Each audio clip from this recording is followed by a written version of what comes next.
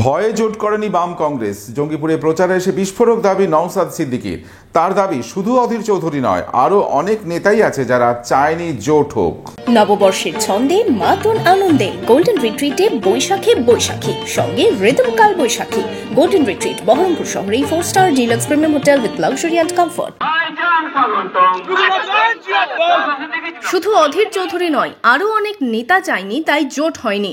আমরা চেয়েছিলাম ঐক্যবদ্ধ হয়ে বিজেপি তৃণমূলকে পরাস্ত করব, কিন্তু অনেকেই এই জোট করেনি। রবিবার রঘুনাথগঞ্জের লোকসভা নির্বাচনী প্রচারে এসে বিস্ফোরক দাবি করলেন ভাঙড়ের বিধায়ক তথা আইএসএফ চেয়ারম্যান নওশাদ সিদ্দিকী। শুধু অধীর চৌধুরী নয়, আরো অনেক নেতা আছে যারা চায়নি তারা আইএসএফ এর পক্ষ থেকে পার্লামেন্টে যাক।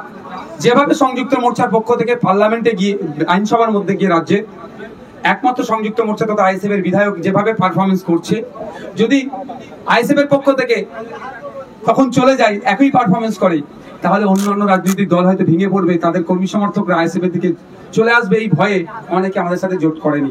আমরা চেয়েছিলাম ঐক্যবদ্ধ হয়ে বিজেপি তৃণমূলকে সহজেই পরাস্ত করব, সেই জন্য আমরা জোট চেয়েছিলাম। কিন্তু দুঃখের বিষয় অনেকে জোট করেনি, কিন্তু আমাদের যে লড়াই থেকে এক পা আমরা পিছিয়ে যাব না। শনিবার জঙ্গিপুর আসনে প্রার্থী ঘোষণা করে আইএসএফ। প্রার্থী করা হয় সুতির তৃণমূল বিধায়ক ও তৃণমূল পরিচালিত জেলা পরিষদের সভাধিপতির নিকট আত্মীয় শাহজাহান বিশ্বাসকে। রবিবার প্রার্থীর প্রচারে রঘুনাথগঞ্জের মঙ্গলজনে হয় সভা।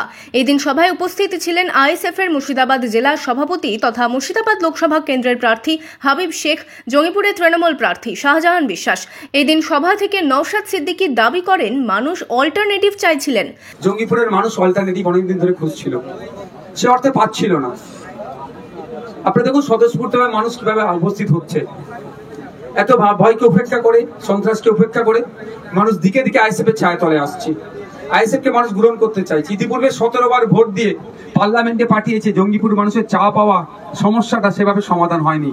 ভরসা করছে আমাদের দিকে, আমাদের সংগঠন আছে এবং জনাব শাহজাহান সাহেবের নিজস্ব একটা ক্যারিশমা আছে, অস্বীকার কেউ করতে পারবে না।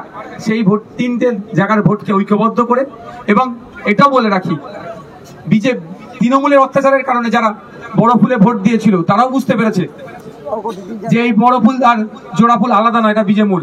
সেই ভোটটাও ফিরে আসবে আইএসএফ এর দিকে। অর্থাৎ এতগুলো ইকুয়েশন আমার কাজ করছে, আমাদের ভোট আমাদের পক্ষে আসবে। 4 তারিখে রেজাল্ট খামচিন এখান থেকে জিতছে। Bureau report, imagine community media.